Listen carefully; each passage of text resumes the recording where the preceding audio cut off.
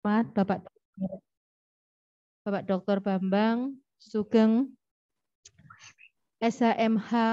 Beliau adalah teman kuliah saya juga. Alhamdulillah bertemu kembali. Meskipun sudah beberapa puluh tahun ya kita nggak bertemu ya. Ya itu. Iya jadi teringat kembali masa kuliah dulu ya kita satu kelompok sering satu kelompok. Nah atas waktu dan kesempatan diberikan kepada Fakultas Hukum dan nantinya juga kesediaan untuk membimbing anak mahasiswa kami dalam PKL atau magang, tentunya ilmu-ilmu yang akan didapatkan di PPSK itu akan bermanfaat bagi mahasiswa kami dan bagi dosen kami. Karena nanti setelah kegiatan magang itu juga ada tindak lanjut dari dosen untuk membuat karya tulis. Itu ada tindak lanjut seterusnya yang input, output, dan outcome-nya. Dengan kemudian yang bekerja sama dengan Sekolah Tinggi Ilmu Hukum Kisaran Asahan yang terhormat Ibu Pratmi Susiani Sagala. Terima kasih Ibu. Ini merupakan tindak lanjut kita bersama hasil dari senda gurauan di Bukit Tinggi dan Payakumbuh. Ya, jadi ini merupakan action kita yang pertama dan tentunya ini merupakan langkah awal yang akan ditindaklanjuti kegiatan-kegiatan berikutnya. Terima kasih juga kepada Ibu Dr. Farhana, Dekan Fakultas Hukum Sekolah Tinggi Ilmu, Dekan Fakultas Hukum Universitas Islam Jakarta. Terima kasih, ini merupakan balasan kunjungan Ibu ke kampus kami beberapa bulan yang lalu. Sehingga ini merupakan tindak lanjut dan terima kasih atas kesediaannya Bapak Dr. Abustan yang sekiranya memberikan sodako ilmunya kepada kami semuanya. Semoga tidak berpanjang lebar bahwa kegiatan ini diharapkan akan bermanfaat pada semuanya. Kita akhiri. Assalamualaikum warahmatullahi wabarakatuh. Terima kasih kepada Dekan Fakultas Hukum Universitas Muhammadiyah Surabaya, Ibu Dr. Asri Wijayanti SHMH atas sambutannya yang sangat luar biasa. Hadirin sekalian, pada kesempatan yang baik ini kami berharap kegiatan ini mampu membawa manfaat serta syafaat sebagai wadah diskusi bagi institusi, bangsa, serta negara. Hadirin sekalian, tiba saatnya kita menginjak acara inti pada kesempatan kali ini, yakni webinar yang akan langsung dipimpin oleh Saudara Samsul Arifin SHMH. Baik, tanpa berlama-lama, langsung saja saya serahkan kepada Saudara Samsul Arifin SHMH. Kami persilakan.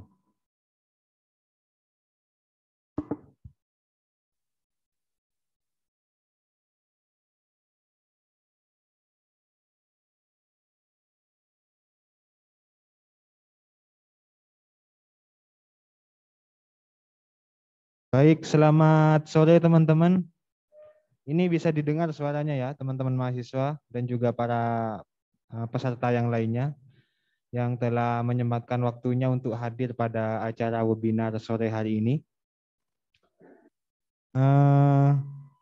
Pada kesempatan kali ini kita akan sedikit banyak membahas terkait dengan bagaimana peran BPSK itu sendiri terhadap penyelesaian sengketa konsumen begitu.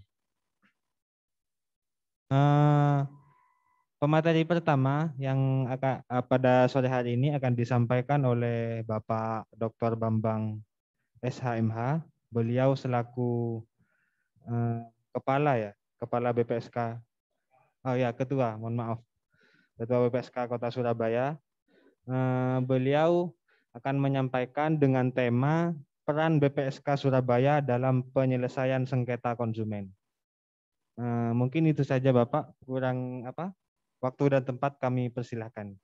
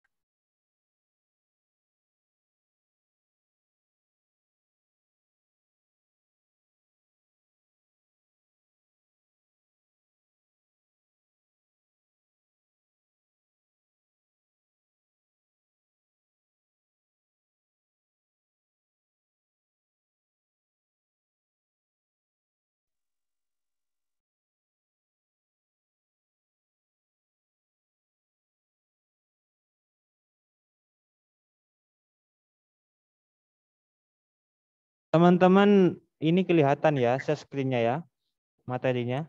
Sudah. Nah, monggo Bapak bisa dilanjut menyampaikan materinya.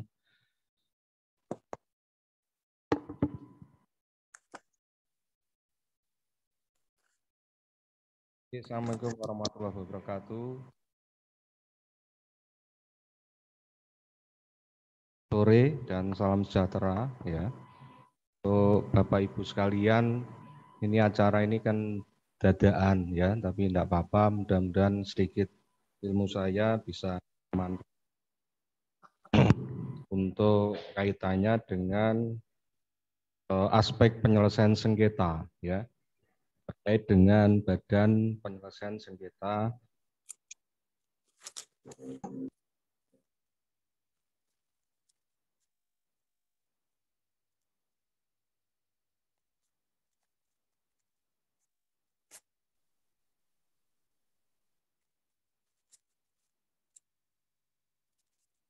Nah, kelihatan ya. Kelihatan, lihat saya aja. Kalau yang di Zoom kan aman. Cuma kan kita yang hadir langsung lihat ininya kurang jelas. Waduh, saya tidak bisa bayangkan teknologi. Ya, Pak. Yang pertama bahwa kalau berbicara mengenai sengketa konsumen ya, itu kan ending dari adanya suatu hubungan hukum ya. Jadi kita kalau melakukan suatu hubungan hukum itu terkhusus dalam bentuk perjanjian ya, ya jangan berpikir untuk sengketa ya kan. Masa beli undi-undi langsung wah nanti kalau plek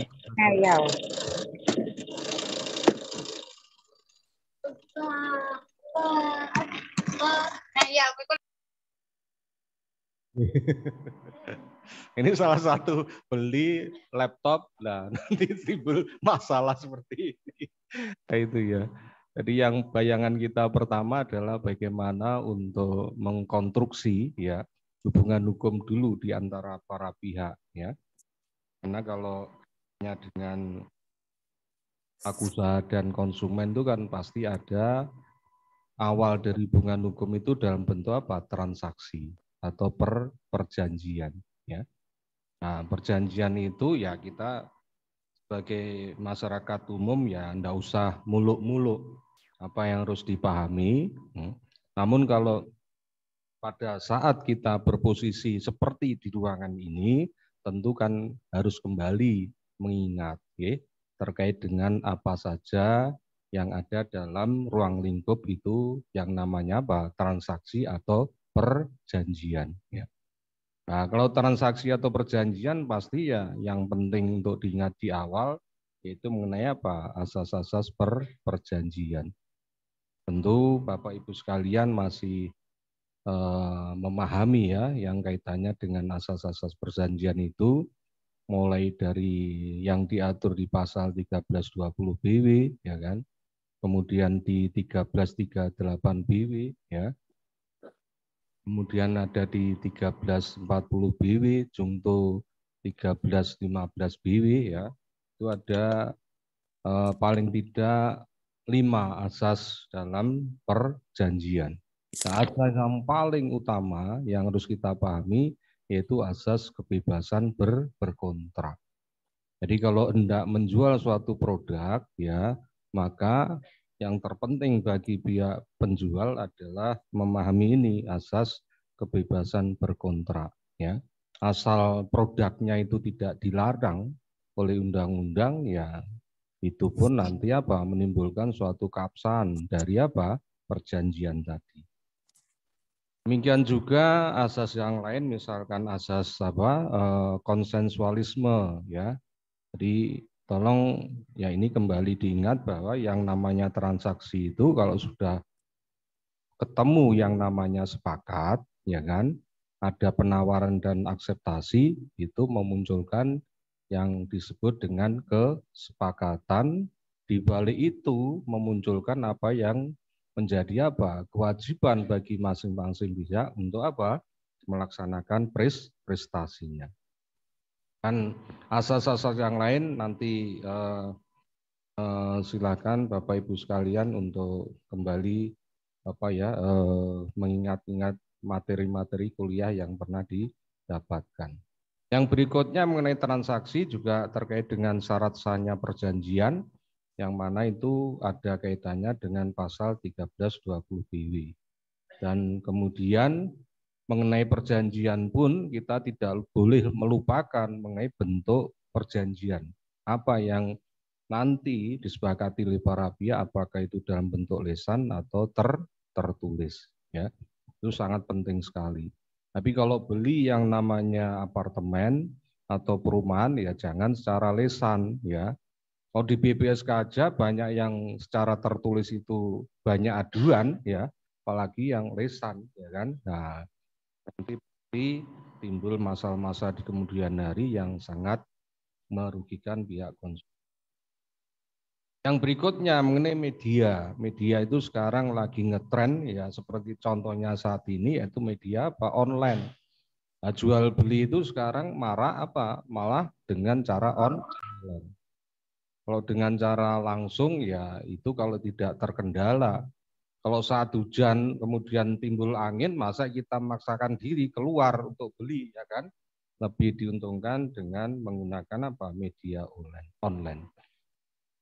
Berikutnya, kalau membicarakan mengenai transaksi atau perjanjian, itu jangan dilupakan. Ini nanti ending yang seperti saya katakan tadi, pasti kita harus berpikiran bagaimana kalau nanti sampai timbul yang namanya pelanggaran norma, ya kan? Norma akibat dari perjanjian tadi. Yang paling utama adalah pelanggaran norma One prestasi. Tapi perjanjian bukan hanya menimbulkan bukan prestasi, bisa juga menimbulkan perbuatan melanggar hukum. Di mana perbuatan melanggar hukum nanti bisa berimbas pada adanya suatu laporan ke kepolisian, ya, dari aspek kepidanaannya. Kemudian dari pelanggaran norma tadi, endingnya adalah masalah penyelesaian sengketa konsumen. Ya, sudah toh, berjalan toh. Nah, terus, penyelesaian sengketa konsumen, saudara-saudara, ini ada beberapa pertanyaan yang nantinya perlu dipahami dari pertanyaan-pertanyaan ini, ya. Yang pertama, apakah sengketa konsumen, ya? Apa itu sengketa konsumen? Apakah kalau misalkan saya hanya melihat Pak Zainal sekarang makan kue, ya kan? Kemudian menurut saya kuenya kok tidak enak tetap dimakan, ya kan? Apakah boleh saya melaporkan, ya, ke aparat BPSK, ya kan? Padahal saya kan belum beli, gitu. Nah, itu penting untuk dipahami. Kapan kita sebagai konsumen, ya? Sebelum jadi konsumen jangan mencoba-coba untuk mengadu ke BPSK, itu tidak boleh. Kemarin ada seseorang yang menurut BPSK itu beliaunya sudah bukan lagi konsumen, tapi memaksakan diri untuk Untuk melaporkan. Di mana kejadiannya beliaunya, ya, calon pengadu itu baru membeli perumahan dan kemudian perumahannya dijual kepada pihak lain, ya. Kemudian setelah dijual dia merasa, itu dulu saya sebenarnya kan dirugikan, gitu, ya. Itu sudah daluarsa namanya, ya. Posisi konsumen sudah tidak ada lagi pada pihak-pihak yang mana objek dari jual belinya sudah dipindah tangankan kepada pihak lain, ya. Itu termasuk saya waktu melihat Pak Zainal, roti tidak enak kok dimakan, saya akan laporkan pemilik roti itu, ya enggak bisa. Saya tidak punya hubungan hukum dengan penjual atau pemilik roti. Itu kaitannya dengan asas private of contract, ya, itu. Jadi hubungan hukum perjanjian itu, ya, itu harus kita pahami ada yang namanya keterikatan para pihak. Selama para pihak terikat, maka ya para pihak itu bukan hanya terikat pada prestasi masing-masing, tapi itu nanti terikat pada juga aspek penyelesaian sengketa, ya, itu. Kalau tidak ada keterikatan, ya jangan coba-coba untuk melakukan gugatan atau tuntutan. Yang kedua siapa, ya, para pihak itu, ya kan? Nah, para pihak dalam penyelesaian sengketa konsumen itu hanya ada dua, pelaku usaha melawan konsumen. Jangan pelaku usaha melawan pelaku usaha, ya. Karena ada seorang ya beli suatu produk kemudian untuk dijual kembali. Dia berposisi bisa jadi reseller, ya kan? Atau mungkin berposisi sebagai apa? Makelar, ya kan? Nah, di masyarakat itu posisi makelar itu luar biasa, ya kan? Bisa di mana-mana, ya, itu. Tapi jangan makelar kasus, ya kok kasus. Makelar kasus, ya. Kalau makelar kasus itu pokrol itu tidak paham hukum, tapi seolah-olah dia paham hukum, ya. Itu melanggar hukum. Yang berikutnya nanti pertanyaannya adalah kemana diajukan, ya. Jangan salah nanti, ya. Ada kemarin berbondong-bondong ya di BPSK Surabaya korban dari pembelian apartemen yang jumlahnya puluhan mau melaporkan secara bersama-sama ke BPSK. Ya, ini tidak boleh, ya. Kalau mereka akan melaporkan secara bersama-sama, itu tempatnya bukan di BPSK tapi di pengadilan. Nah, nanti akan saya jelaskan. Yang berikutnya terakhir adalah apa? Dasar gugatan, ya. Ini penting.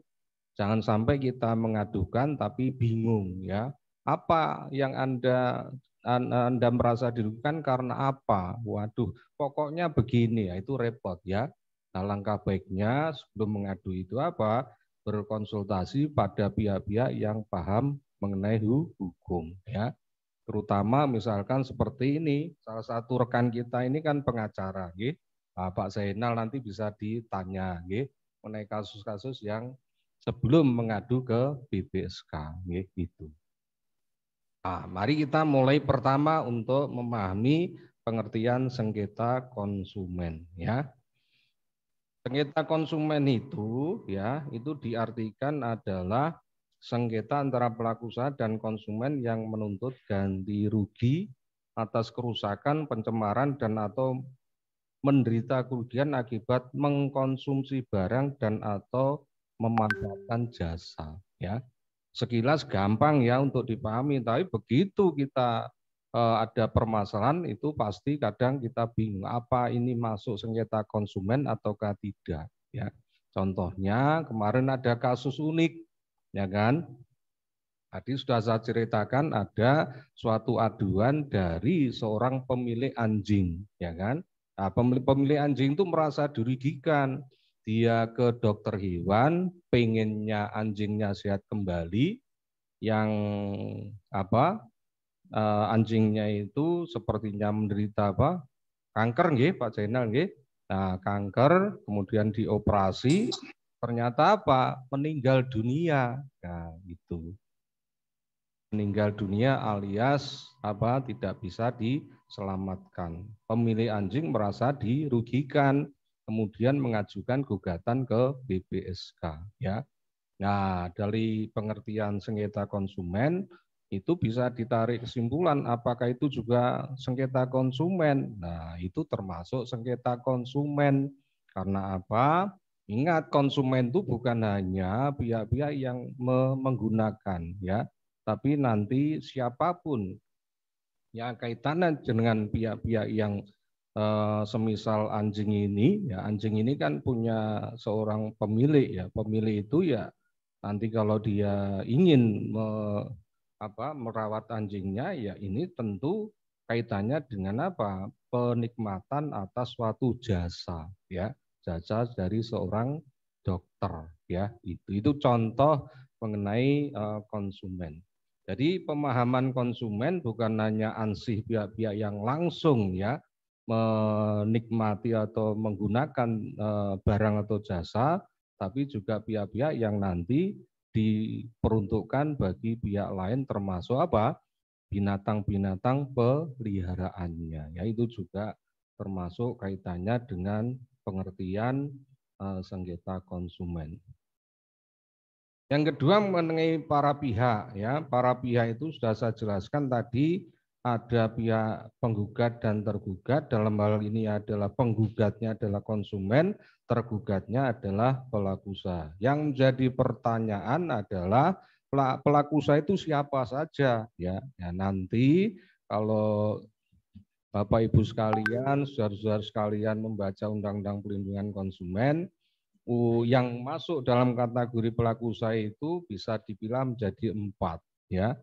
Yang pertama adalah produsen atau pabrikan, yang kedua adalah pendistribusi, baik itu importir ataupun distributor ya ataupun agen ya. Yang ketiga adalah pengiklan. Yang keempat adalah pedagang. Ya, pedagang itu jangan dibayangkan pedagang besar saja, tapi reseller, kemudian pedagang di rumah-rumah itu, ya itu juga masuk kategori pelaku usaha. Ini mbak-mbak ini bisa jadi menjadi posisi sebagai pelaku usaha. Misalkan saat ini kan rame ya, marak sebagai pihak-pihak yang mengendorse, ya kan? Nah, punya kemampuan untuk berselancar di internet, kemudian banyak istilahnya apa, Mas? Mengikuti itu follower, kemudian di endorse ya, itu sudah masuk dalam kategori pengiklan, termasuk juga pelaku usaha ya. Jadi hati-hati posisi-posisi yang demikian ya, bukan dalam artian cara Jawa ini ngeden-ngedeni, tapi itu banyak hal yang perlu difikirkan ya. Kadang-kala produk itu baik untuk seseorang ya belum tentu semua pihak yang memakai juga baik, ya kan. Nah, kadang-kala juga pengiklan itu iklannya berlebihan gitu loh. Seperti kalau kebetulan ini yang di BPSK ini kan laki-laki semua, ini ganteng-ganteng semua atau misalkan ya di endorse misalkan ya kan untuk minyak wangi misalkan ya, kebetulan minyak wangi itu ya bagi kita sih ya wangi-wangi saja, tapi ada pihak-pihak yang begitu menyemprot minyak wangi alergi ya kan. Nah, masuk kemarin ada juga ya perkara dari salah satu ya klinik kecantikan yang kemarin juga marak di Surabaya ya, yang namanya Mbak Stella ya, itu masuk di BPSK Surabaya. Kebetulan ya, ini bagi pihak-pihak yang tidak paham, ini kebetulan loh peran BPSK kok tidak muncul di sana ya toh. Kenapa tidak memutus bahwa ya klinik kecantikan Elvior itu telah melanggar UPA? Nah, itu yang tidak memahami mengenai mekanisme penyelesaian sengketa di BPSK ya. Kebetulan kasus Mbak Stella ya dan Elvior itu mereka menyepakati mekanismenya secara mediasi. Nah, gitu. Kalau mediasi, maka BPSK itu hanya berperan sebagai mediator, tidak sebagai pemutus. Nah, sehingga ending perkara kemarin ya itu ya para pihak itu tidak bersepakat ya. Karena tidak bersepakat ya tidak ada putusan dari BPSK. Nah, sampai kemarin gaduh semuanya gitu. Sampai ombudsman itu mau turun, itu ada BPKN mau menanyakan kenapa BPSK tidak memutus. Ya gara-garanya beliau-beliaunya itu belum memahami ya mengenai mekanisme penyelesaian sengketa di BPSK. Dan itu merupakan salah satu kelemahan ya menurut saya ya, kelemahan BPSK ya. Dan nanti banyak sekali kelemahan ya. Ini sedang saya teliti untuk di tahun 2021 ini ya. Yang kebetulan Bu Asri juga sering ya mendapatkan dana dari Simdit Tatmas ya, Bu Asri itu. Ini saya teliti mengenai kelemahan-kelemahan BPSK itu. Termasuk upaya keberatan ya. Upaya keberatan itu luar biasa kelemahannya ya. Apalagi maaf di PN itu seringkali hakim tidak memahami apa itu upaya keberatan ya. Nah, itu dipikir upaya keberatan itu sama dengan upaya banding padahal berbeda. Nggih. Nanti perbedaannya apa? Nah, nanti perlu ada ceramah berikutnya ya. Ini sekilas info saja gitu. Kemudian yang berikutnya kemana harus diajukan, ini yang penting ya. Ini ada pengaturan mengenai legal standing itu di pasal 46 UPK. Ini yang seringkali tidak dipahami oleh para pihak. BPSK itu hanya menerima ya sesuai dengan pasal 46 ayat 2 itu hanya menerima aduan dari seorang konsumen. Nah, bagaimana dengan orang yang berbondong-bondong tadi ingin bersama-sama mengajukan? Ya udah bisa. Karena aturannya memang hanya untuk apa? Satu orang konsumen gitu loh. Kalau berbondong-bondong itu nanti harus menggunakan satu lembaga yang disebut dengan apa? Lembaga class action. Nah, class action itu menurut pasal 46 itu harus diajukan ya, bukan oleh seorang konsumen tapi oleh beberapa orang konsumen di pengadilan. Beberapa itu pokoknya apa? Lebih dari satu. Dua itu sudah kategori apa? Bukan seorang konsumen ya itu. Makanya kemarin banyak aduan dari suatu apartemen ya terpaksa kita ya enggak boleh secara bersama-sama, harus satu persatu. Kemudian ini mengenai alur penyelesaian sengketa, ini juga seringkali tidak dipahami ya. Alurnya itu runtutannya mau diawali di pasal 19 junto pasal 23. Dari pihak-pihak yang merasa dirugikan seorang konsumen itu harus mengajukan klaim dulu atau tuntutan langsung dulu kepada pelaku usaha. Kalau misalkan beli minyak tanah yang 1 kilo ya itu ternyata minyaknya itu minyak campuran ya kan. Ya kalau merasa dirugikan ya keluh kesah dulu belinya di mana. Kalau belinya di Indomaret ya harus ya mengajukan tuntutan dulu.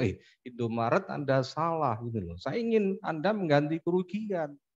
Kalau Indomaretnya diam dan mungkin juga marah ya itu sudah salah satu jalan yang sudah ditempuh dan itu bisa ditindaklanjuti untuk mengajukan ya penyelesaiannya melalui apa? Apakah itu melalui badan sengketa konsumen sebagai badan non litigasi atau ke pengadilan. Tapi kembali harus diingat kalau seorang konsumen ya itu kemudian langsung menggugat ke PN ya, itu tidak boleh ya. Tetap dianggap boleh. Kalau misalkan ada yang bantah, boleh silakan, tapi jangan menggunakan UPK gitu. Gugatannya harus menggunakan apa? Dasar gugatan BW ya. Kalau tetap menggunakan UPK ya nanti akan terbantah di aturan pasal 46 ya itu. Sehingga pasti di NO ya oleh pengadilan. Nah, berikutnya saudara-saudara mengenai penyelesaian sengketa pilihan tadi ya yang sebagaimana saya katakan tadi ya. Kalau itu nanti satu orang konsumen harus ke BPSK, maka di BPSK itu ada 3 macam mekanisme ya. Satu pertama adalah konsiliasi, 2 mediasi, dan 3 arbitrase ya. Di mana ini pilihan itu harus disepakati oleh para pihak ya. Itu. Jangan kemudian bunda-bandi hum pimpa ya alayum gambreng gitu ketemu wis aku ini tak. Itu sebenarnya ada 2 hal. Satu pilihan itu harus disepakati, yang kedua para pihak harus paham gitu loh. Kalau mediasi itu bagaimana, kalau arbitrase itu bagaimana. Itu kalau tidak dipahami, wah celaka. Celaka seperti contohnya ini Mbak Stella, ya kan? Akhirnya endingnya tidak sepakat, kemudian apa? Wah, bingung loh. BPSK tidak mendukung konsumen kalau demikian. Nah, padahal memang belum dipahami gitu. Nah, lebih lanjut saudara ya karena itu suatu pilihan ya di dalam BPSK Surabaya itu sudah ada suatu kesepakatan di antara majelis hakim ya bahwa mengenai penyelesaian sengketa itu kalau misalkan pelaku usaha itu tidak hadir setelah dipanggil 3 kali, ya ini sudah disepakati apa? Memang sesuai dengan UPK ini tidak bisa diputus gitu ya. Pernah dulu periode sebelumnya itu diputus ya, tapi menurut kami kalau itu nanti diputus kadangkala apa? Ada pihak-pihak yang merasa apa? Dirugikan karena ketidakhadirannya. Dan ini juga salah keduanya apa? Kekurangan dari BPSK itu loh. Jadi BPSK tidak bisa memaksa untuk pelaku usaha yang tidak hadir ya.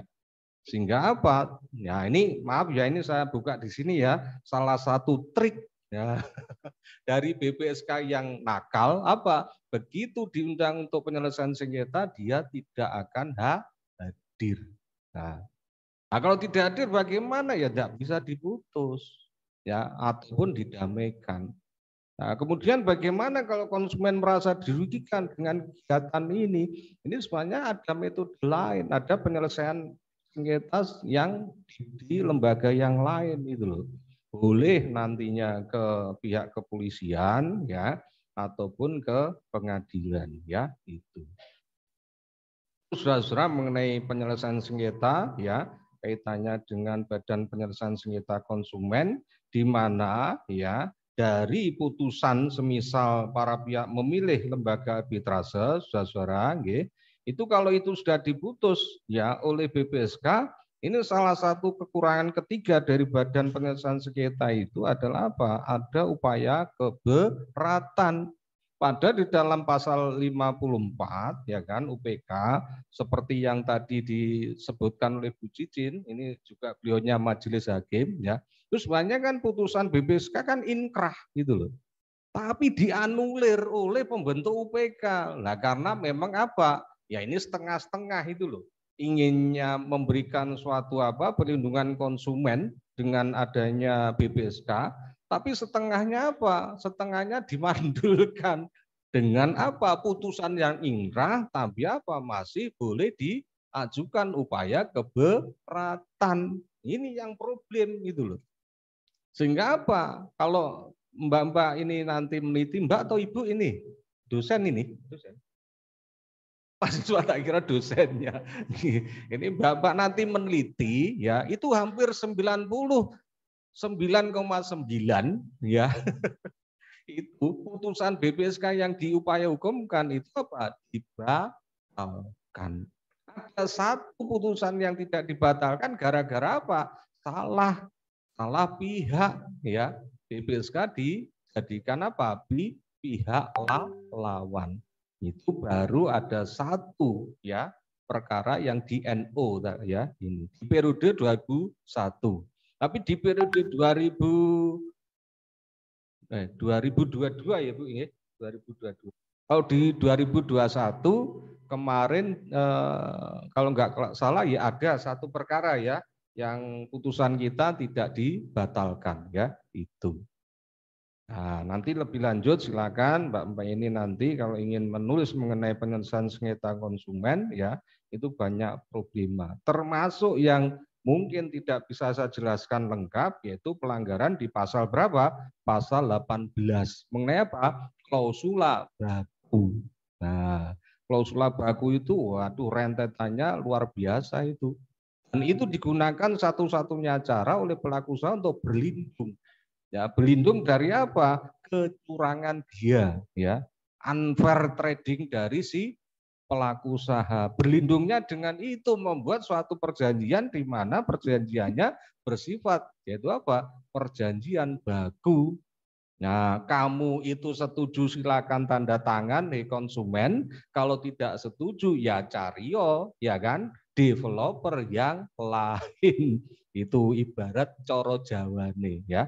Take it or leave it. Nah, itu kelemahan dari klausula baku yang kemarin kebetulan saya juga pernah jadi ahlinya Pantai Indah Kapuk di Jakarta ya. Kebetulan Pantai Indah Kapuk itu juga bersengketa terkait klausula baku. Nah, saya dimintai pendapat oleh Polda Metro untuk menyingkapi laporan itu. Apakah ini masuk sebagai tindak pidana ataukah tidak? Karena apa? Karena pelanggaran pasal 18 UPK itu ujung-ujungnya bisa apa? Dilaporkan secara ke pidanaan sesuai dengan pasal 62 UU PK ya. Ini lagi marak-maraknya mengenai apa? Penegakan di pasal 62 itu.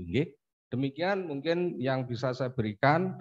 Nanti kalau ada hal yang lain bisa disambung untuk periode yang berikutnya. Terima kasih. Wassalamualaikum warahmatullahi wabarakatuh. Waalaikumsalam warahmatullahi wabarakatuh. Terima kasih Bapak Bambang atas penyampaian materinya pada kesempatan sore ini. Cukup menarik ya jika berbicara terkait dengan perlindungan konsumen itu, Pak. Dan teman-teman perlu pahami juga ya khususnya terkait dengan para pihak tadi yang sudah disampaikan.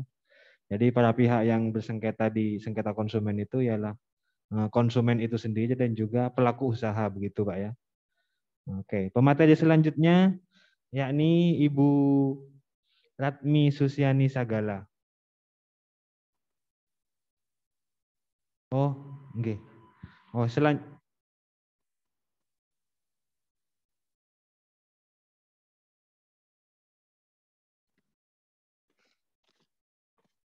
Mohon maaf Ibu Ratmi, kami jeda sebentar teman-teman peserta webinar karena akan ada penandatanganan MOU antara Fakultas Hukum Unmu Surabaya dengan BPSK Surabaya.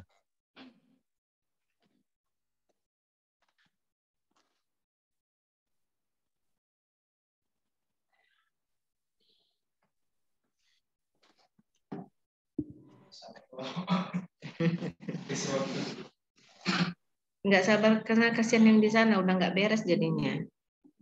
Hah? Oh enggak, maksudnya Pak kan nggak enak gitu loh.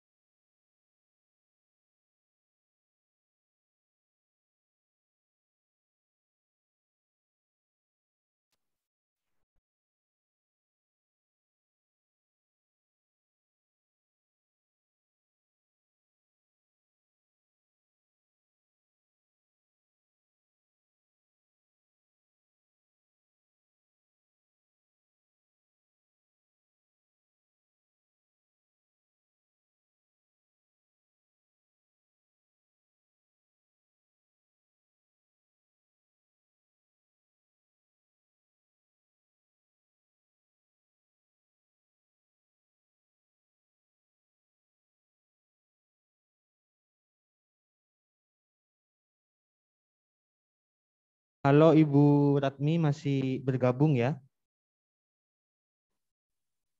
Ibu Ratmi, halo. Halo, assalamualaikum. Nggih, waalaikumsalam Ibu. Kami Ya. bantu share screen nggih, Bu. Atau Ibu Ya. mau share sendiri? Ya. Kami bantu share screen atau Ibu share sendiri materinya? Dibantu share screen saja, kebetulan sudah saya Oke. share tadi Oke, siap. itu. Oke, siap. Terima kasih, Ibu. Oke, Oke. selanjutnya teman-teman, pada webinar yang kedua kali ini, pemateri yang kedua ialah Ibu Ratmi Susiani Sagala, SHMH, yang akan menyampaikan materi terkait dengan perlindungan hukum bagi konsumen, begitu. Waktu dan tempat kami persilahkan Ibu Ratmi.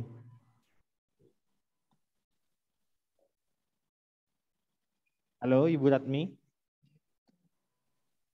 Ya, assalamualaikum. Waalaikumsalam. Mohon maaf, memang tadi ini mungkin dari sananya ya, Mas, itu kurang jelas mic-nya dari tadi terputus-putus. Saya nggak tahu itu mungkin cuacanya atau apa. Ya. Jadi memang ini pun nanti kalau misalnya agak sedikit terganggu, saya juga mohon maaf sebelumnya ya. Oke, siap Ibu. Oke. Assalamualaikum warahmatullahi wabarakatuh. Waalaikumsalam warahmatullahi wabarakatuh. Alhamdulillahillazi arsalahu bil huda wa dinil haq liyuzhirahu ala dini kulli wa kafa billahi syahida. Asyhadu an la ilaha illallah wahdahu la syarikalah wa asyhadu anna Muhammadan abduhu wa rasuluh allazi la nabiyya ba'da. Pertama-tama saya ucapkan terima kasih banyak kepada Fakultas Hukum Universitas Muhammadiyah Surabaya yang pada kesempatan hari ini sudah mengundang kami untuk turut serta di dalam acara webinar terkait dengan diskusi mengenai penyelesaian sengketa konsumen melalui BPSK ini. Terima kasih kepada Ibu Dekan, Bu Asri, dan seluruh jajarannya. Mudah-mudahan ini adalah langkah awal seperti apa yang dikatakan oleh Bu Asri di dalam kata sambutan ini tadi, bahwa untuk kedepannya MOA bersama dengan Sekolah Tinggi Ilmu Hukum Muhammadiyah Kisaran Asahan dapat berjalan dengan lancar nantinya. Baik, saya juga mohon maaf itu kalau misalnya PowerPoint yang dikirimkan dalam bentuk sangat singkat. Tidak apa-apa Ibu. Ada beberapa kali perubahan kemarin memang dari jadwal karena kebetulan hari ini kita juga sedang melakukan GR untuk menghadapi wisuda besok pagi. Jadi memang saya mohon maaf sekali tidak banyak yang dapat saya share di dalam PowerPoint yang akan diberikan itu. Kebetulan saya sangat mengikuti tadi ya apa yang dikatakan oleh Pak Untoro, yang disampaikan oleh Bapak Untoro selaku Ketua BPSK Surabaya, bahwa saya hanya menyoroti bagaimana kaitan BPSK di dalam menyelesaikan persoalan. Banyaknya persoalan-persoalan sengketa konsumen yang dihadapi oleh BPSK saat ini itu memang tidak bisa kita pungkiri bahwa tidak semua hal dapat dilakukan dengan sempurna oleh BPSK.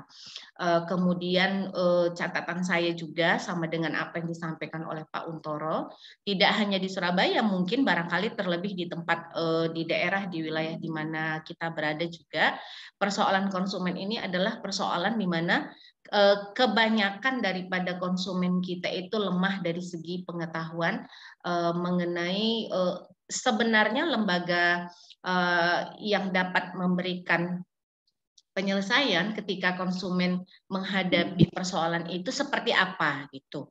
Nah, artinya di sini saya menyoroti ada satu hal yang perlu dipahami, bukan cuma hanya dari masyarakat. Kalau masyarakat mungkin lebih kepada dari segi ilmu pengetahuan itu merupakan salah satu kendala.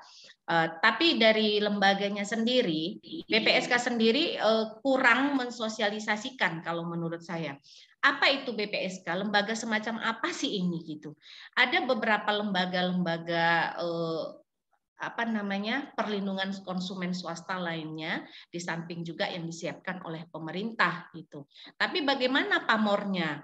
Apakah masyarakat mengetahui betul gitu keberadaannya untuk apa seperti itu? Nah, jadi mungkin barangkali itu yang lebih yang harus diperhatikan oleh BPSK sendiri. Bagaimana lembaga ini harus mensosialisasikan dirinya agar masyarakat lebih memahami keberadaannya itu untuk apa dan bagaimana cara mereka mengaksesnya. Nah, seperti itu. Kendala satu-satunya itu mungkin barangkali bukan di ilmu pengetahuan oleh ke masyarakat, tetapi juga ada beberapa hal, yaitu mengakses bagaimana proses untuk mengetahui lembaga itu bekerja. Nah, ini sosialisasi itu sangat penting, saya pikir seperti itu. Kalau masalah bagaimana keberadaannya itu di dalam pasal 1 angka 11 Undang-Undang Perlindungan Konsumen sendiri sudah dijelaskan tugas BPSK itu seperti apa. Dan yang kita pahamkan adalah BPSK juga bekerja di luar daripada lembaga peradilan. Kalau bila perlu tidak menggunakan penyelesaian dengan cara-cara yang harus dilakukan di pengadilan. Nah, ini yang harus kita sampaikan kepada masyarakat supaya pergesekan ataupun perkara ataupun kasus yang dihadapi oleh masyarakat selaku konsumen kepada pelaku usaha dapat dipahami mereka kemana mereka harus atau siapa yang harus mereka gandeng dalam menyelesaikan persoalan-persoalan yang mereka hadapi. Itu yang pertama yang harus kita tekankan kepada masyarakat dan juga kepada lembaganya agar lebih banyak mensosialisasikan cara kerja atau proses kerja daripada BPSK itu sendiri. Kalau masyarakatnya sadar hukum, mungkin barangkali tidak sebegitu sulit ya, seperti apa yang dikatakan oleh Pak Untoro itu tadi. Tapi ketika kita berhadapan dengan masyarakat luas dan yang dihadapi itu adalah persoalan yang memang sering sekali terjadi, apalagi di era teknologi yang sangat menyukai. Ini masyarakat konsumtif ini sekarang kan sedang menyukai transaksi-transaksi secara online, baik secara langsung ataupun secara online yang memang ada pergesekan terjadi di dalamnya itu, tapi mereka tidak paham gitu ketika terjadi hal yang merugikan, haknya tidak tersampaikan, produk yang diinginkan tidak tidak sesuai dengan keinginan, bahkan mungkin barangkali yang mengancam nyawanya.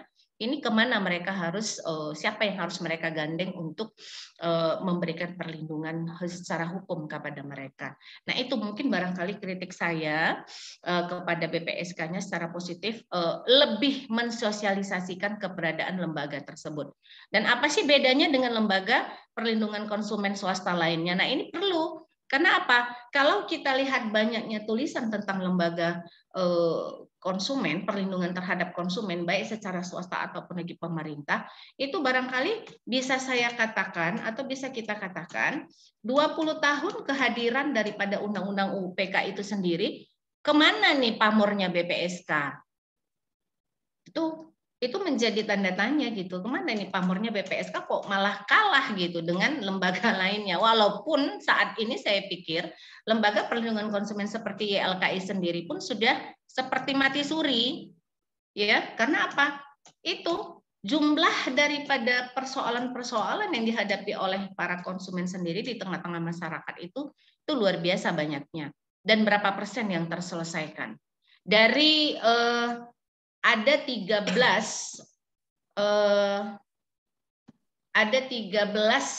cara yang dipakai, yang selalu dipakai oleh lembaga-lembaga konsumen termasuk BPSK dalam menyelesaikan perkara konsumen itu sendiri, itu hanya 8 yang bisa saya katakan berjalan.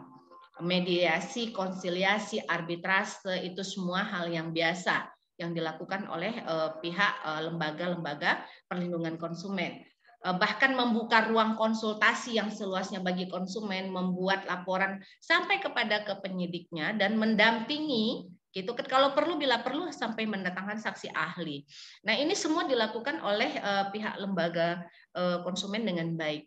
Tapi ada beberapa, ada 5 dari 13 yang saya lihat yang selalu dilakukan atau dipakai oleh lembaga BPSK itu, ada 5 yang tidak berjalan dengan sempurna, terutama ketika berhadapan dengan retroaktifnya undang-undang. Itu di pasal 1 butir 11 UUPK itu bisa kita lihat, bahkan itu diperluas juga di dalam pasal 52 UUPK, di mana batasan tugas dan wewenang BPSK itu sedikit mempersulit ketika ada keputusan yang harus diambil di dalam memutus perkara yang dilakukan oleh BPSK. Dan jadi mungkin undang-undang ini juga, undang-undang UPK ini juga perlu melakukan atau dilakukan perubahan-perubahan disesuaikan dengan keadaan-keadaan yang sangat fleksibel hari ini, sehingga undang-undang itu tidak menjerat sendiri ketika lembaga perlindungan konsumen itu harus melakukan atau mengambil sebuah keputusan dalam sebuah perkara yang dihadapinya. Nah, ini jadi artinya baik lembaganya, undang-undangnya itu harus selalu di-upgrade, dibuat pembaharuan, disesuaikan dengan persoalan-persoalan yang muncul yang dihadapi oleh si konsumen itu sendiri. Persoalannya kan tidak hanya persoalan dagang saja gitu. Nah, tadi juga ada bermacam-macam persoalan yang disebutkan oleh Pak Kuntoro, dan itu memang sekarang itu selalu menjadi hal-hal yang sangat fenomenal gitu dan tidak selesai. Contoh kecilnya saja ketika ada konsumen yang dirugikan oleh sebuah supermarket seperti Indomaret itu. Nah, nggak usah orang lain, kita sendiri juga, saya sendiri juga selalu mengalaminya begitu. Nah, ketika sudah kita katakan berulang-ulang, kita sampaikan, bahkan kita gandeng juga lembaga perlindungan untuk membuktikan kasus itu betul atau tidak, untuk membuktikannya bahwa ada beberapa perusahaan atau pelaku konsumen seperti market-market besar yang merugikan kepada konsumennya, itu tetap juga tidak selesai gitu. Kan ada kewenangan yang dilakukan oleh lembaga perlindungan konsumen untuk memberikan sanksi, bahkan bisa mencabut izin daripada si pelaku usaha. Pernah nggak itu dilakukan oleh pihak lembaga tersebut? Dan saya pikir itu belum ada ya. Sampai hari ini itu belum ada dilakukan oleh pihak lembaga perlindungan konsumen. Nah, kalau bila perlu itu lebih dipertegas lagi gitu. Nah, market yang melakukan yang sudah sering dikomplain oleh pihak konsumen dan sampai kasusnya kepada pihak BPSK itu harusnya ditanggapi dengan serius. Nah, bila perlu dicabut izin usaha pelaku usahanya, sehingga ini menimbulkan efek jera dan kedepannya hal-hal seperti ini akan menjadi perhatian oleh para pelaku usaha. Itu contoh kecil saja. Di dalam tugasnya itu ada 3 prinsip utama BPSK yang memang harus saya pikir sangat harus diperhatikan oleh BPSK dan diterapkan. Prinsip aksesibilitas ini merupakan satu prinsip yang saya sebutkan di depan tadi yang tidak bisa ditinggalkan oleh lembaga BPSK, yaitu mensosialisasikan. Ini sangat penting sekali menurut saya. Karena banyak sekali masyarakat kita yang tidak memahami betul kehadiran lembaga-lembaga seperti ini. Itu tidak memahami betul apa keuntungannya ketika mereka harus menggandeng lembaga ini, bagaimana prosesnya. Bahkan pernah ada yang bertanya, kalau misalnya kita mengadu, itu berapa ya biayanya? Nah, ini pertanyaannya sangat sederhana dan sangat sederhana sekali pertanyaan itu, lugu sekali gitu. Dia si konsumen merasa dirugikan, dia ingin mengadu tapi dia tidak tahu bagaimana caranya. Nah, ini bukan karena dia tidak berpendidikan, tetapi memang menurut saya sosialisasi terhadap lembaga-lembaga perlindungan konsumen ini sangat perlu ditingkatkan. Oke, mungkin barangkali terpaku kepada seperti ini. Kalau BPSK itu kan dia memang lembaga pemerintah. Bahkan pemerintah daerah sendiri pun sangat-sangat antusias gitu untuk menggandeng lembaga ini. Dialokasikanlah dana APBD untuk membantu operasional daripada lembaga tersebut. Nah, kendala satu-satunya kan bukan hanya biaya. Bukan hanya ketidaktahuan yang oleh si konsumen itu sendiri. Nah, tetapi akhirnya melalui survei yang kita lakukan, bahwa memang lembaga ini harus memegang satu prinsip aksesibilitas, yaitu mensosialisasikan secara terus-menerus keberadaannya. Proses bagaimana untuk melakukan pengaduan ataupun membuat pengaduan kepada lembaga BPSK tersebut. Nah, yang kedua adalah prinsip fairness. Prinsip ini adalah prinsip lembaga perlindungan saksi itu mengutamakan prinsip keadilan dan kepastian hukum gitu. Di dalam tugasnya mungkin barangkali ada hal-hal yang dipilih, namanya pilihan hukum, ada hal-hal yang harus dipilih oleh si konsumen. Oke, mau diselesaikan dengan cara apa? Tapi ketika menyangkut sebuah perkara, menyangkut sebuah persoalan yang mungkin sampai harus kerugian yang membangkrutkan atau bahkan sampai hampir menghilangkan nyawa seseorang. Lah ini prinsip seperti ini kan bisa bisa diutamakan. Nah, seperti itu dia. Meski di dalam tugasnya kalau perlu mereka berprinsip jangan sampai perkara itu dibawa ke meja pengadilan. Tetapi ada saja persoalan-persoalan yang mungkin memang harus bersentuhan dengan lembaga pengadilan umum untuk menyelesaikannya. Jadi prinsip fairness ini harus memang benar-benar dipegang teguh oleh lembaga perlindungan konsumen. Saya pikir bukan cuma hanya untuk BPSK saja, tetapi semua lembaga perlindungan konsumen. Tapi karena hari ini kita bicara atau duduk berdiskusi dengan BPSK, mungkin barangkali ini ada baiknya saya sampaikan kepada BPSK.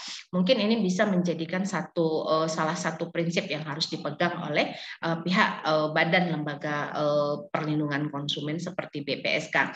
Meskipun dalam penyelesaian perkara tetap saja harus memenuhi syarat public accountability-nya, jangan sampai ditinggalkan.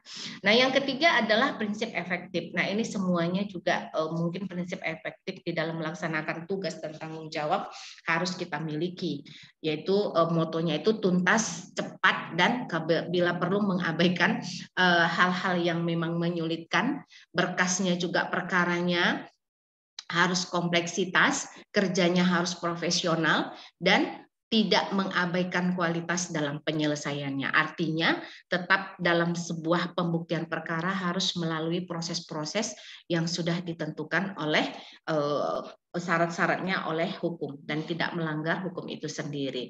Nah, itu yang saya pahami hari ini, tidak mencoba untuk menjustifikasi atau menumpang tindih daripada apa yang dilakukan oleh pihak lembaga BPSK itu sendiri, tetapi saya lebih menyoroti apa yang menjadi kendala yang dihadapi oleh BPSK dan mencoba memberikan masukan atau ide mungkin barangkali berguna untuk di BPSK itu sendiri. Seperti yang dari awal sudah saya katakan itu tadi, pertanyaan terbesar kita itu adalah setelah 20 tahun ini bagaimana gitu. Kenapa kok lembaga BPSK ini malah tidak terdengar atau tidak banyak masyarakat yang tidak memahami keberadaannya. Nah, saya tidak tahu kalau di Surabaya ya Pak Untoro, kalau Pak Untoro masih ada di tengah-tengah kita, tapi di saya, di tempat saya sendiri juga saya sudah melakukan kerjasama dengan BPSK, bahkan saya selalu mengajak setiap kali kegiatan yang bersentuhan dengan materi-materi hukum perlindungan konsumen ini untuk melibatkan mereka agar mereka lebih punya tempat untuk mensosialisasikan. Ini loh kehadiran kami ini seperti ini, proses untuk menggandeng kita seperti ini. Nah, seperti itu dia sifatnya. Nah, jadi mohon maaf kepada BPSK hari ini, memang kalau saya boleh mengambil sebuah kesimpulan, justru masyarakat hari ini lebih familiar dengan YLKI atau lembaga perlindungan konsumen lainnya dibandingkan daripada BPSK sendiri. Artinya BPSK udah kalah pamor nih. Nah, kan seperti itu dia ya. Kalau menurut saya sudah kalah pamor. Jadi cepat ayo mari kita bangkitkan kembali bagaimana caranya supaya semua persoalan perkara-perkara yang dihadapi oleh masyarakat, khususnya dalam hal pergesekan ataupun perkara yang antara konsumen dengan pelaku usaha yang mungkin barangkali tidak hanya di dunia bisnis saja, bahkan di banyak hal yang lainnya itu dapat diselesaikan oleh BPSK dengan baik. Saya pikir itu ya. Mohon maaf ini kepada host dan kepada yang tim daripada Fakultas Hukum UMSB, Bu Astri dan jajarannya. Saya sudah ditunggu oleh Bapak Ketua LL Dikti Wilayah 1 untuk berkoordinasi untuk acara pada hari ini. Saya ingin berlama-lama karena diskusinya sangat asik sekali. Tapi apa boleh buat, memang kurang tepat ya Bu Asri waktunya buat saya hari ini. Jadi mohon maaf dengan kesederhanaan PowerPoint yang saya berikan, saya tidaklah pantas itu dikatakan sebagai materi, belum. Tetapi saya harap kritik positif saya ini kepada BPSK, tidak cuma hanya untuk BPSK di Surabaya, tapi BPSK keseluruhnya. Mudah-mudahan apa yang disampaikan, sedikit yang disampaikan ini bisa menjadi bahan diskusi yang sangat baik buat kita ke depannya nanti. Jadi kepada host, saya mohon izin duluan ya, host ya. Karena saya sudah di-warning oleh Bapak Ketua LL Dikti ini, sudah ada di hadapan saya untuk acara besok pagi. Bu Asri, saya mohon maaf, kepada seluruh panitia saya mohon maaf, saya izin. Nasrun minallah wa fatun qarib wa basyiril mu'minin. Assalamualaikum warahmatullahi wabarakatuh. Waalaikumsalam warahmatullahi wabarakatuh. Terima kasih Bu Rahmi Susiani atas ilmu yang sudah disampaikan pada sore ini, khususnya kepada teman-teman ini. Tadi sudah sedikit banyak disampaikan ya teman-teman oleh Bu Rahmi bahwa memang sejatinya peran BPSK itu masih kalah pamor ya, masih kalah pamor dengan beberapa lembaga yang lainnya, yang lembaga swasta yang juga memiliki peran yang sama, yakni menyelesaikan perkara sengketa konsumen begitu. Materi yang selanjutnya, yakni materi yang ketiga, akan disampaikan oleh Dr. Bustan. Selamat sore, Dr. Bustan.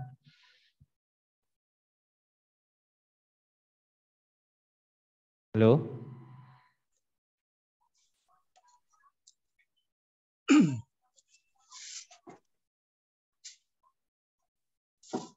Ya, selamat sore. Oke, selamat sore Bapak.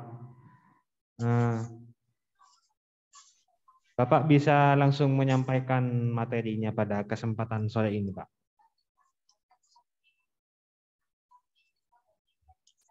Ya, baik. Terima kasih. Oke. Assalamualaikum warahmatullahi wabarakatuh. Alhamdulillah wa syukrillah wa la haula wa la quwata illa billah alim asyim. Salam sejahtera dan salam sehat untuk kita semuanya peserta seminar pada acara sore hari ini. Para narasumber, Ibu Dekan Universitas Muhammadiyah, dan tentu saja wabil khusus kepada dekan saya, Ibu Farhana Universitas Islam Jakarta, yang sama saya hormati. Terima kasih kepada panitia yang telah memberikan kesempatan untuk berpartisipasi pada acara sore hari ini. Ya, meskipun saya kira karena ini dadakan, baru kemarin ada infonya, jadi tentu kami tidak bisa menyiapkan ya PowerPoint. Tapi mudah-mudahan kami bisa tampil powerful ya.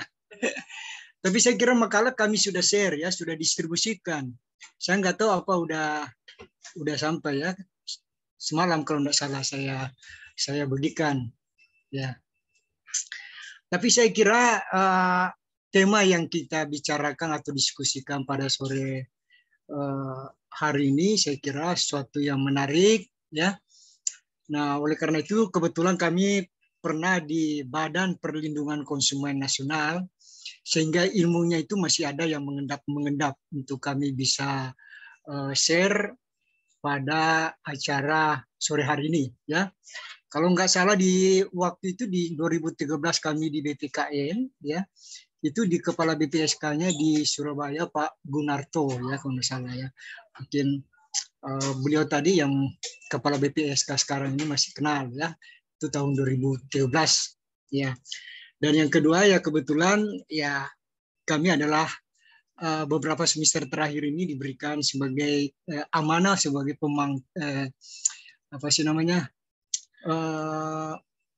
untuk mengasuh mata kuliah hukum perlindungan konsumen. Nah, oleh karena itu saya kira meskipun ini agak dadakan informasinya, itu saya kira tidak ada masalah ya.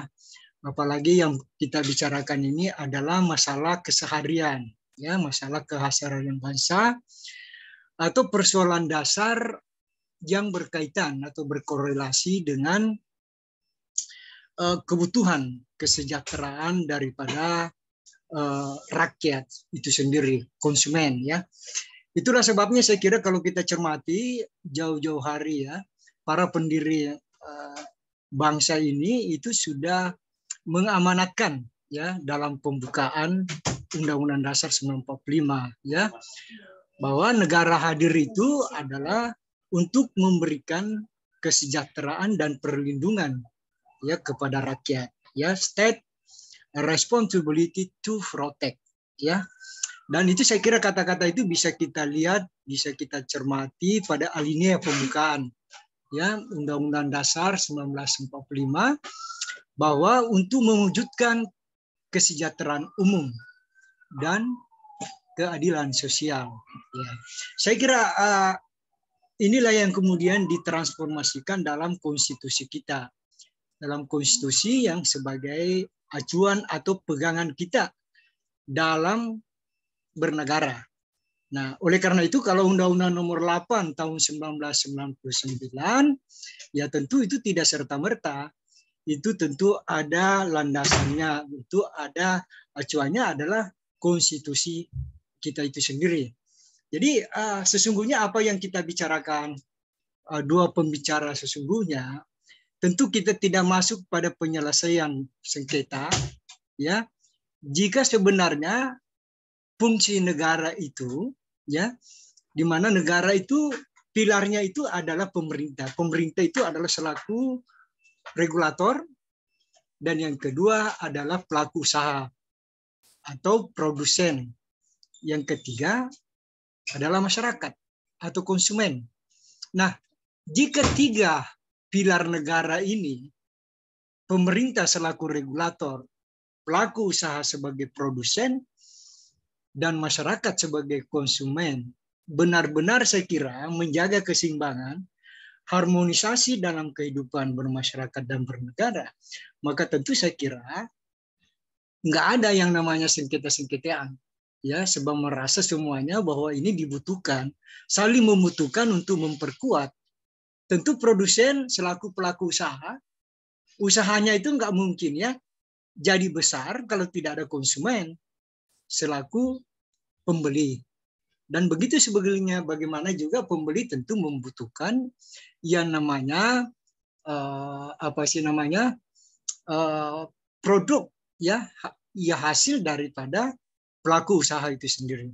Lalu kemudian di mana posisi pemerintah? Ya tentu pemerintah menyiapkan aturan hukumnya, kebijakannya, regulasinya, dan lain sebagainya. Nah, oleh karena itu saya kira dua pembicara sebelumnya sudah menyampaikan secara detail, bahkan kasuistis ya. Saya kira itu bisa dimaklumi selaku Ketua BPSK, Badan Penyelesaian Sengketa Konsumen, yang memang bergumul. Pergumulannya adalah kasus-kasus konsumen. Nah, oleh karena itu saya kira pada kesempatan saya ini tentu hanya mungkin menambah ya.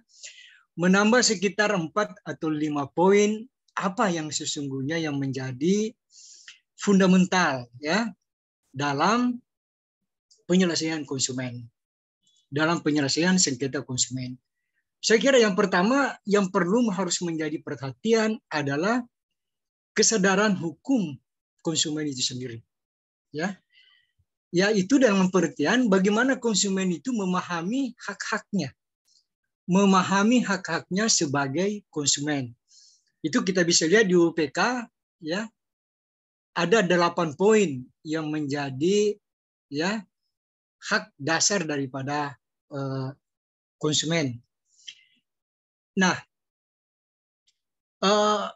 saya kira dengan pemahaman seperti itu ya tentu akan pertanyaan sebelumnya bagaimana konsumen jika merasa haknya yang ada dalam Undang-Undang Nomor 8 tahun 99 itu, bagaimana cara menyalurkannya? Nah, itu juga kan satu soal. Yang kita lihat sekarang, ya terus terang aja, mungkin karena seperti pembicara tadi bahwa posisi power bargaining daripada konsumen itu masih posisi lemah, sehingga terkadang tidak punya kemauan dan tidak punya inisiatif ya untuk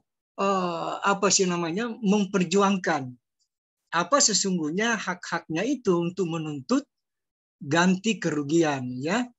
Untuk menuntut ganti kerugian tentu arahnya kepada pelaku usaha itu sendiri, ya.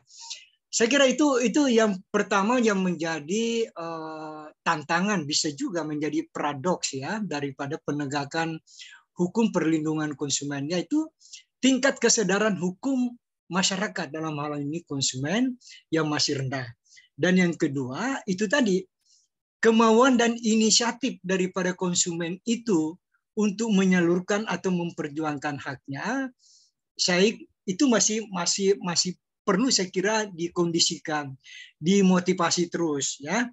Tapi syukur-syukurlah seperti yang dikatakan tadi Ketua BPSK Surabaya, ya, yaitu sudah mulai lintas provinsi sampai ke DKI menyangkut masalah perumahan.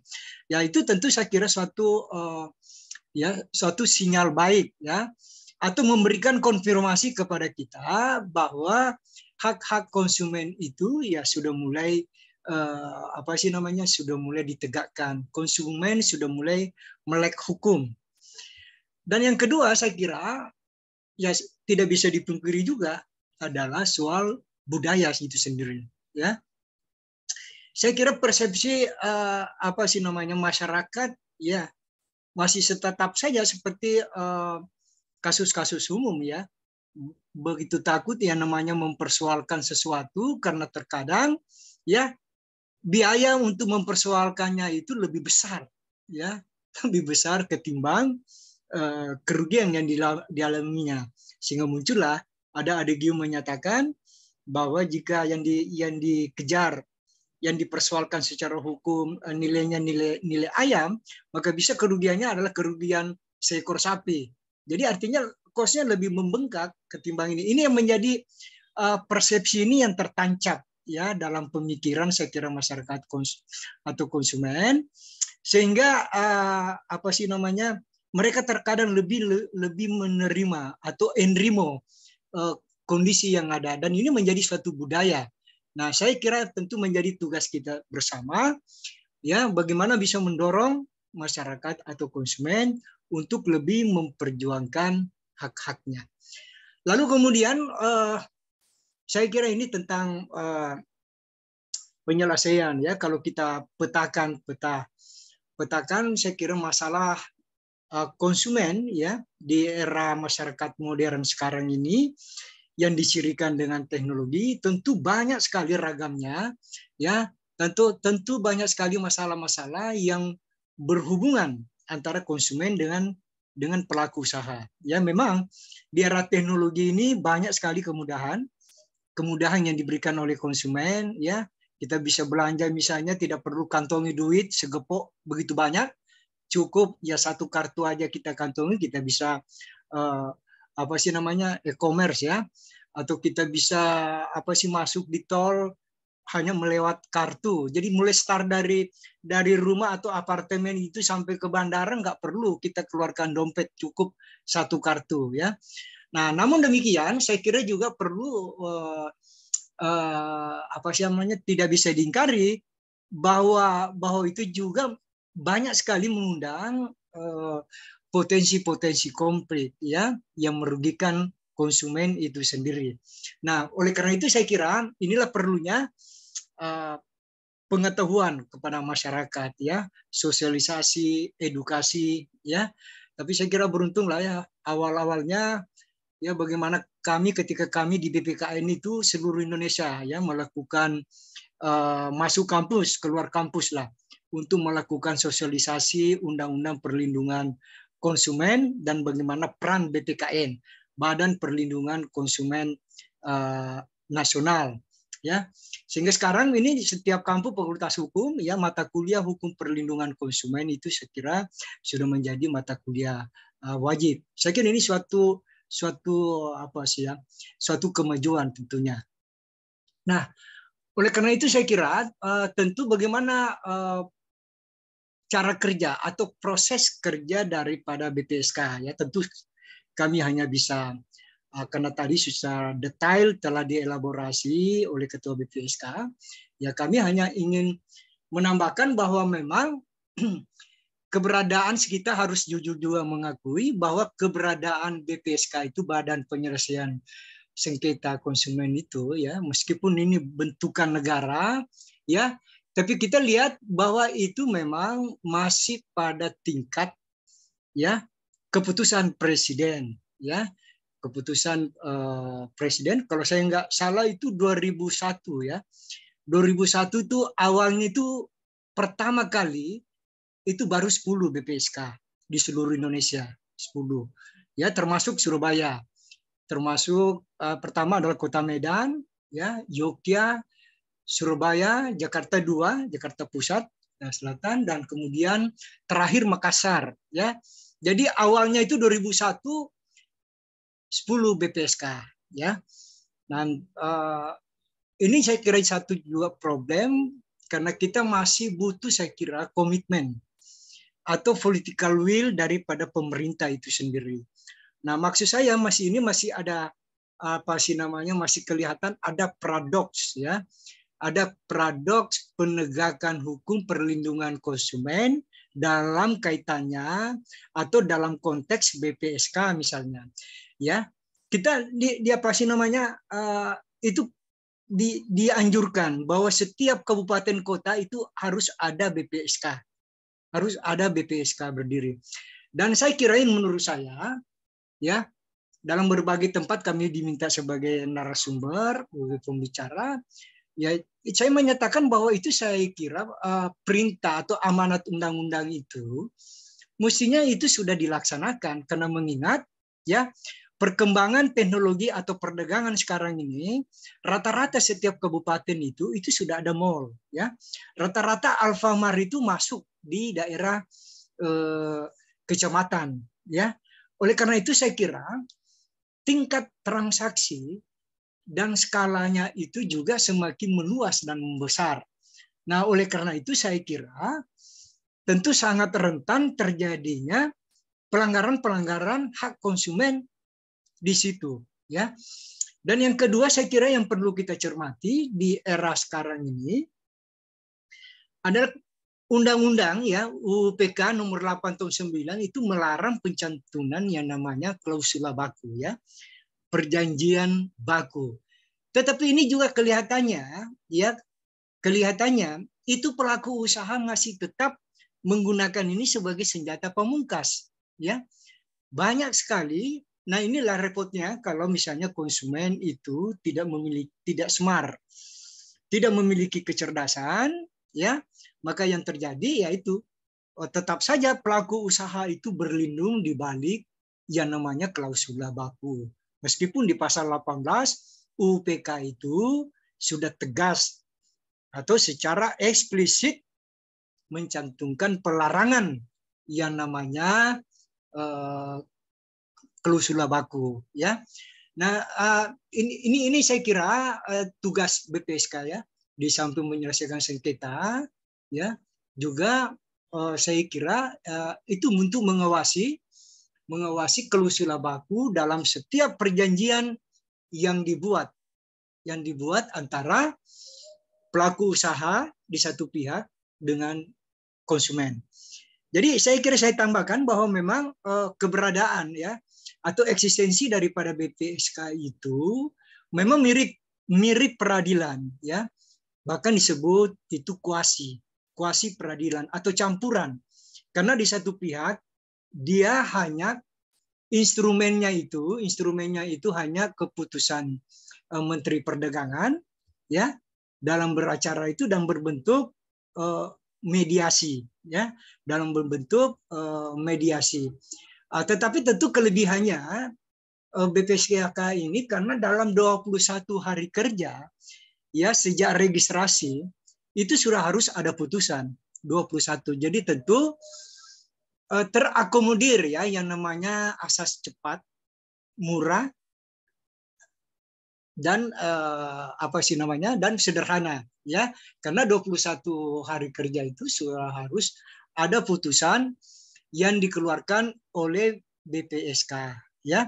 Dan bagi pihak yang tidak menerima putusan itu tentu diberikan kesempatan, yaitu tadi sudah disebut, yaitu namanya upaya keberatan. Upaya keberatan itu diberikan waktu 14 hari ya. Jadi dulu waktu saya di BPK ini lagi setback lagi saya cerita ya, itu awal-awalnya itu masih repot soal pelaksanaannya ya, koordinasinya dengan pihak pengadilan. Tetapi saya kira seiring dengan perkembangan waktu, seiring dengan perjalanan waktu, tentu BPSK sudah memiliki pengalaman sehingga tidak harus setiap ada perkara ya harus koordinasi ya. Waktu saya kunjungan dulu di Batam, BPSK di Batam, ya itu agak kerepotan ya. Dan itu bisa juga dimaklumi karena komposisi ya. Di BPSK itu hanya satu sarjana hukum. Jadi yang itu adalah dari Dinas Perdagangan, dari kelompok LSM dan lain-lain sebagainya. Kira-kira begitu komposisi daripada BPSK. Nah, jadi ketika dia keberatan disitulah baru masuk perma, ya peraturan Mahkamah Agung. Itulah namanya tadi saya katakan kuasi. Jadi instrumennya itu campuran. Ya ada keputusan Menteri Perdagangan dan kemudian ketika masuk keberatan masuklah perma atau peraturan Mahkamah Agung. Yang jelas bahwa itu BPSK ini dasar hukumnya adalah keputusan Presiden. Dan awal berdirinya itu ya 2001 itu pertama hanya 10 BPSK yang ada di Indonesia. Cuma saya nggak tahu. Suatu saat saya pulang ke kampung saya di Makassar, Sulawesi Selatan, ketemu kepala dinas perdagangannya sudah pensiun dia. Udah berapa BPSK di sini Pak? Waduh Pak Bos, nggak ada tambahan-tambahannya. Ya jadi 3 yang ada dulu di Makassar, di Parepare, dan di nggak salah Kabupaten Bone, itu nggak ada bertambah. Padahal amanat undang-undang itu menyatakan bahwa setiap daerah kabupaten dan kota itu harus ada BPSK berdiri. Nah ini kan juga menjadi suatu paradoks ya, menjadi suatu antara undang-undang dan kenyataan itu berjalan secara diametral. Ini yang saya katakan tadi, saya kira perlunya komitmen, kemauan politik daripada pemerintah. Karena ya tentu ini banyak hal terkait di sini. Kita nggak bisa dilihat secara sederhana. Bukan hanya soal administratif, tapi juga soal anggarannya. Kalau hanya cantolannya di APBD, ya itu saya kira juga agak repot dengan menghadapi perkara yang saya kira dari hari ke hari itu akan bertambah. Dan saya yakin dan betul tingkat konsumen yang semakin cerdas, yang semakin memahami hak-haknya sebagai konsumen, maka tentu salurannya ada pada BPSK. Nah, oleh karena itu perlunya saya kira bagaimana diberdayakan, difungsikan BPSK ini betul-betul secara maksimal. Bagaimana BPSK ini benar-benar dalam melakukan proses kerja itu bisa lebih efektif. Jadi ada efektivitas yang ada dalam lembaga ini. Saya tahu persis karena saya ini 20 tahun lebih sudah jadi advokat. Profesi awal saya itu advokat. Jadi kami tahu betul bagaimana tentang beracara itu. Dan bagaimana miskinnya peralatan yang dimiliki oleh BPSK dalam melakukan proses. Dan memang meskipun itu memang ujungnya adalah mediasi. Tetapi pada prinsipnya apa yang dikeluarkan oleh BPSK itu tentu adalah final dan bersifat mengikat. Itu yang perlu ditekankan, perlu digarisbawahi bahwa kemudian ada upaya yang namanya keberatan itu memang masuk kepada kepada pengadilan negeri. Nah, harapan saya kira saya nggak bosan-bosannya. Saya 2 minggu yang lalu webinar dengan mantan Menteri Perdagangan Pak Gita Wirawan, ya. Jadi ya itulah maksudnya perlunya memang mengingatkan bahwa semua undang-undang peraturan daerah, ya, misalnya Undang-Undang Nomor 23 2014 tentang pemerintahan daerah, kalau bisa itu ada harmonisasi, ada sinkronisasi dengan keberadaan BPSK, ya, Sehingga benar-benar BPSK ini ya punya landasan hukum yang kuat. Kita lihat undang-undang peraturan daerah itu mulai dari undang-undang nomor 22, 99, yang mungkin sudah ada 4 atau 5 undang-undang. Sementara undang-undang perlindungan konsumen ya yang sebagai pengantar saya tadi itu sudah dibunyikan oleh Pandim Pader, pendiri bangsa kita ini, tapi kita cuma memiliki undang-undang perlindungan konsumen 1, yaitu undang-undang nomor 8 tahun 1999. Di era saya di BPKN, saya ikut terlibat sebagai tim yang merumuskan untuk prolegnas, ya, perubahan atau revisi daripada Undang-Undang nomor 8 tahun 99 ini dengan mengakomodir termasuk BPSK, memperkuat keberadaan BPSK. Tetapi sampai sekarang undang-undang ini itu belum disentuh-sentuh oleh DPR. Ini kan satu paradoks juga ya. Di satu sisi kita berharap banyak terhadap BPSK, tetapi di sisi lain, ya, jangankan BPSK-nya, payung hukumnya saja, Undang-Undang UPKA, itu sampai sekarang belum diapa-apain di DPR, ya, selalu masuk dalam prolegnas, tetapi belum pernah. Sementara ada undang-undang yang begitu cepat, ya, seperti jalan tol. Padahal Undang-Undang Perlindungan Konsumen ini adalah, ya, seperti yang saya katakan tadi, suatu kebutuhan dasar. Disitulah kalau negara ingin hadir dan benar-benar ingin menunjukkan, membuktikan perlindungannya sama masyarakat, ada pada konsumen itu sendiri. Nah, oleh karena itu saya kira memang ya, kita patut cemburu, karena kalau di Amerika itu, di antara sekian presidennya itu udah ada dari pejuang konsumen. Tapi kita sekarang di Indonesia, ada nggak pemilihan bupati, wali kota, gubernur, presiden menyinggung soal konsumen? Ada nggak spanduk kita lihat atau baliho di pinggir jalan bahwa jika saya terpilih, jadi ini saya akan memperjuangkan konsumen.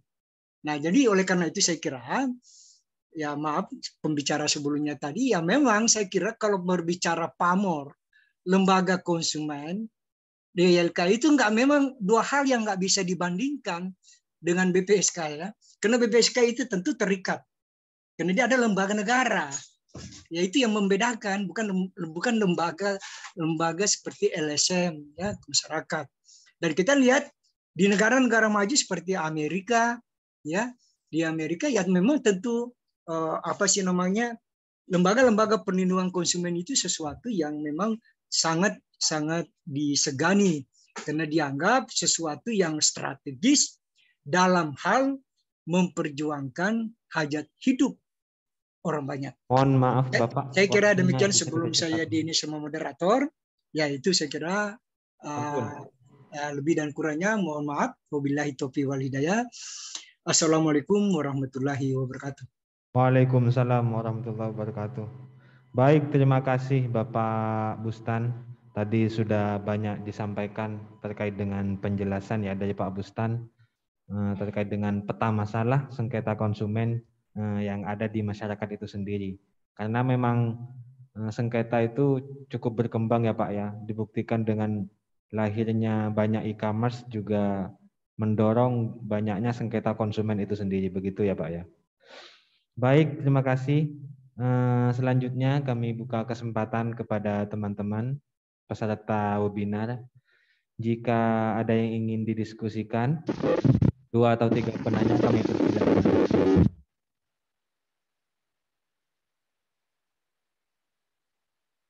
Oh ya.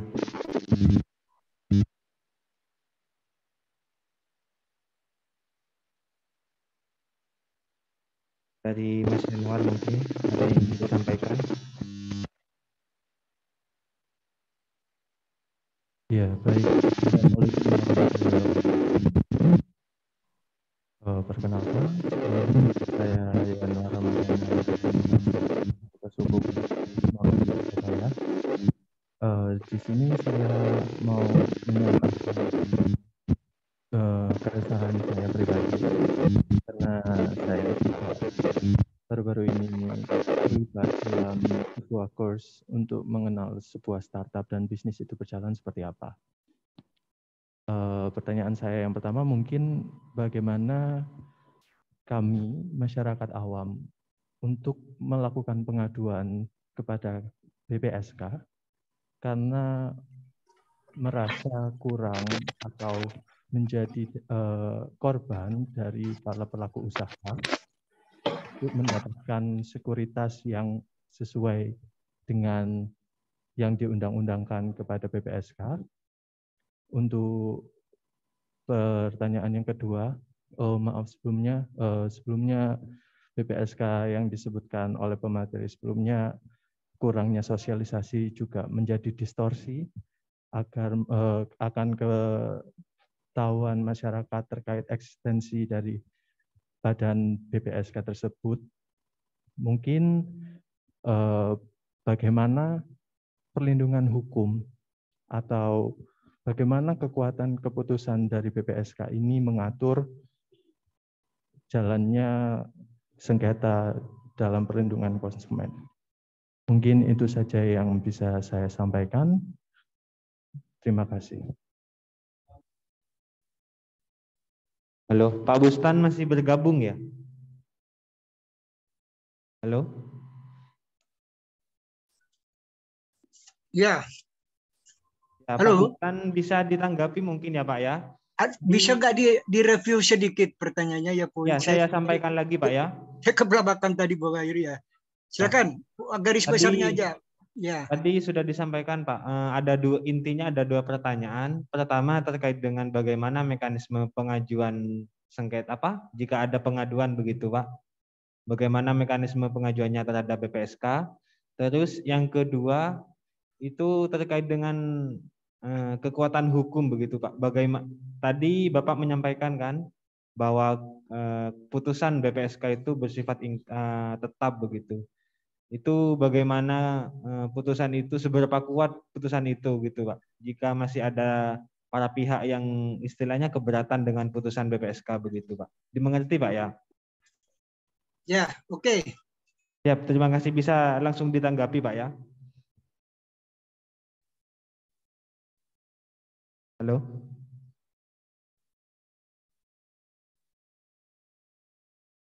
Halo Pak Bustan.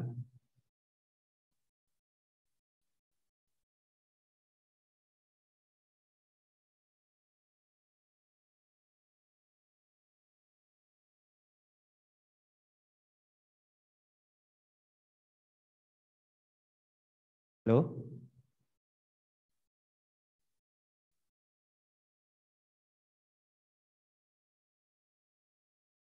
Halo Pak Bustan, apakah masih bergabung?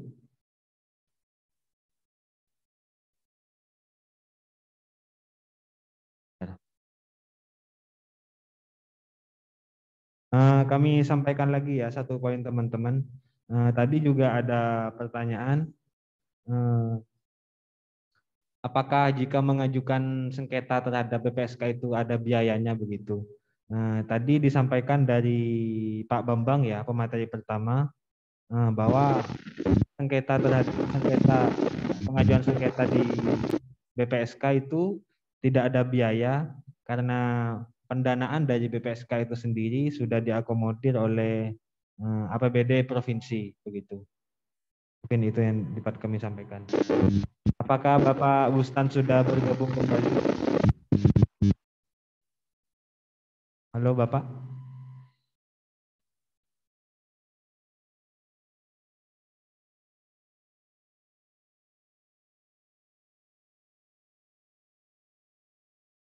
Baik, karena pematerinya sepertinya ada terkendala jaringan, kami selaku moderator akan menyimpulkan ya pada webinar kali ini. Dari beberapa materi yang sudah disampaikan tadi, dapat kami pahami bahwa beberapa poin. Pertama ialah pentingnya komitmen daripada pemerintah itu sendiri untuk upaya melindungi para konsumen, dalam hal ini masyarakat ya, sebagai konsumen. Di satu sisi juga masyarakat perlu meningkatkan kesadaran hukum, dalam hal ini upaya sebagai seorang konsumen itu upaya untuk pemenuhan haknya begitu.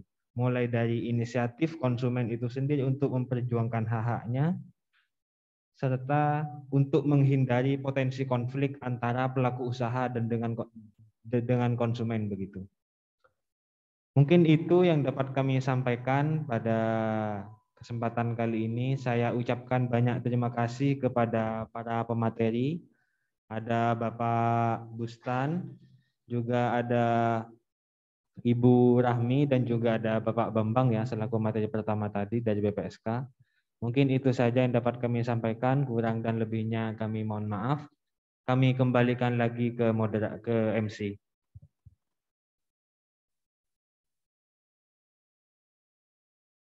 Baik, terima kasih kepada Saudara Syamsul Arifin SMH selaku moderator.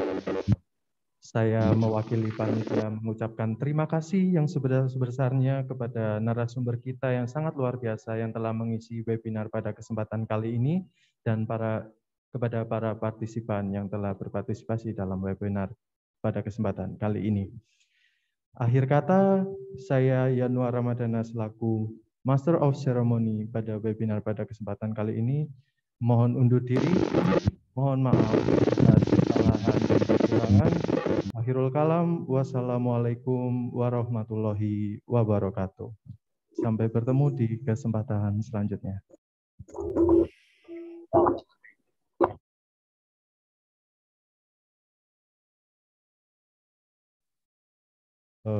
Sekedar reminder kepada para partisipan, harap mengisi form absensi yang telah dicantumkan pada chat box di link Zoom yang telah tersedia. Terima kasih.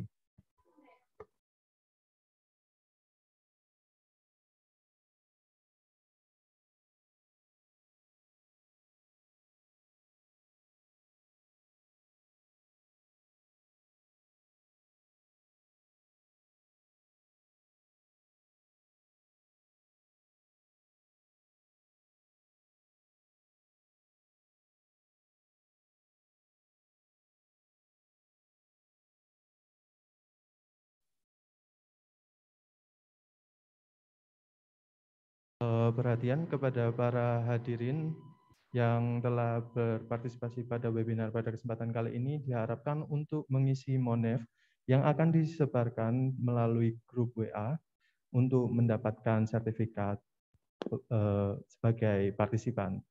Terima kasih. Wassalamualaikum warahmatullahi wabarakatuh.